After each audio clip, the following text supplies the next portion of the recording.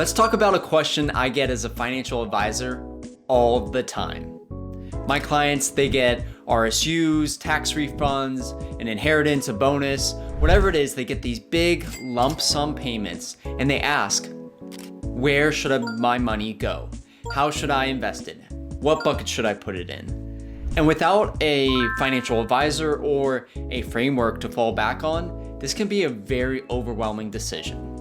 It's a windfall, it's a blessing, so you want to make sure that you're balancing using it for good and using it for the fun stuff to ensure there's no regret at the end of the day.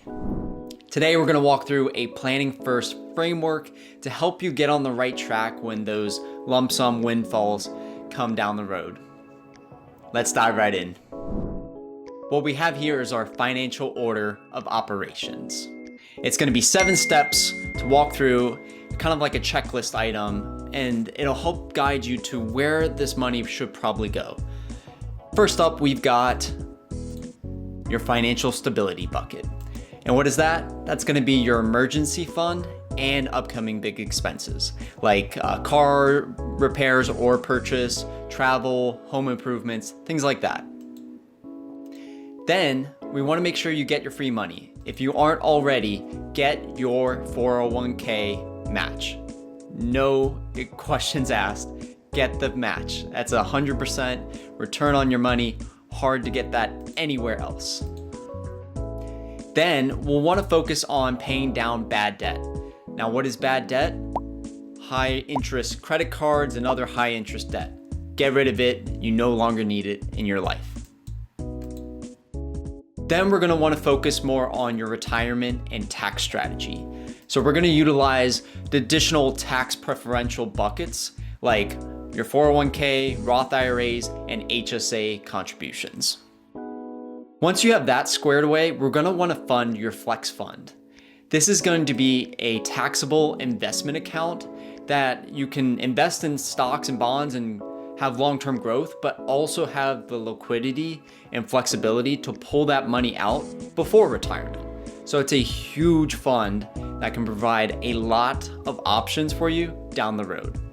Step 6 is going to be focusing on your defined goals.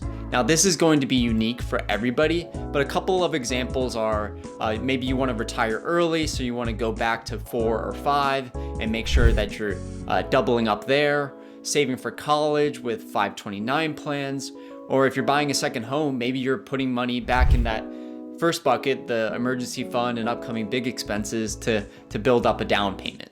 And then lastly, if you're doing all steps 1 through 6 and you've made it to step 7, first of all, you're crushing it. Second of all, you can do something fun with this. I call this the aspirational bucket or aspirational investments.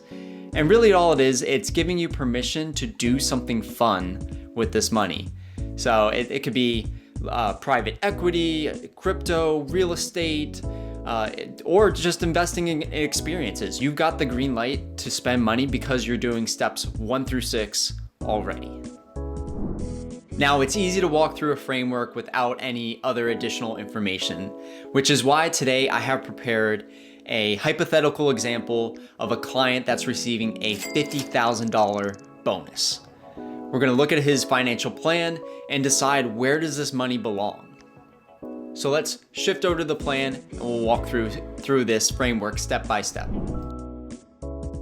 Okay, we're looking at Brian and Amanda Sample's sample financial plan. They are, as you can see, doing pretty well. They've got a net worth of almost 8 million. They're high income and they're doing the right things, saving, paying down debt, things like that.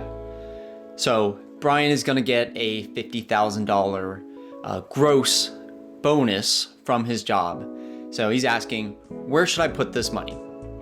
Well, first of all, we got to understand that he's not receiving $50,000 cash.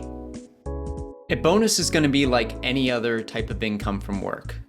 At the top, you're going to have your gross income, which is that $50,000. And then of course, you've got to pay your taxes. And for easy numbers, we're going to say that that is 30%. And then a lot of times you're going to have your 401k contributions come out of that $50,000 bonus. And for Brian, he's putting away 10% to his 401k So he's got 40% that is already spoken for out of that $50,000 bonus. So if we take 40%, that's going to leave us 60% that's going to go to the checking, meaning we have $30,000 of actual after-tax income to play with. Let's start with that first layer of the framework, financial stability. Right now, we're looking at Brian and Amanda's liquidity analysis, their emergency fund. What we can see down here is they have monthly expenses of about $10,000, and they want to have an emergency fund of 6 months. So if we see their target liquidity, that's going to be $60,000. Their actual liquidity that they have in their checking and savings account is $72,000. So we've already got the emergency fund checked off. That said, we know that they keep about $10,000 in the checking just for their regular bills going in and out. So really this is closer to $62,000 in that emergency fund. We also were talking with this client and they're gonna take their family of 4 on a nice vacation. They're going to Hawaii. That's gonna cost $10,000 to $15,000 on top of that. So we don't wanna dip into the emergency fund and leave that unfunded.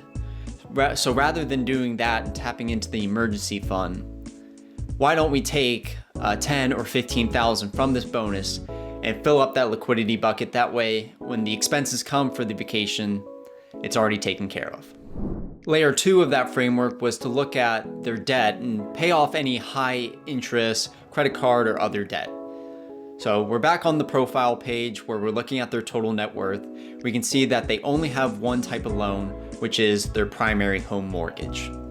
They've got a great rate at 4%, so that is not considered bad debt. That's actually good debt because it's tied to a growing asset and it's a low interest mortgage.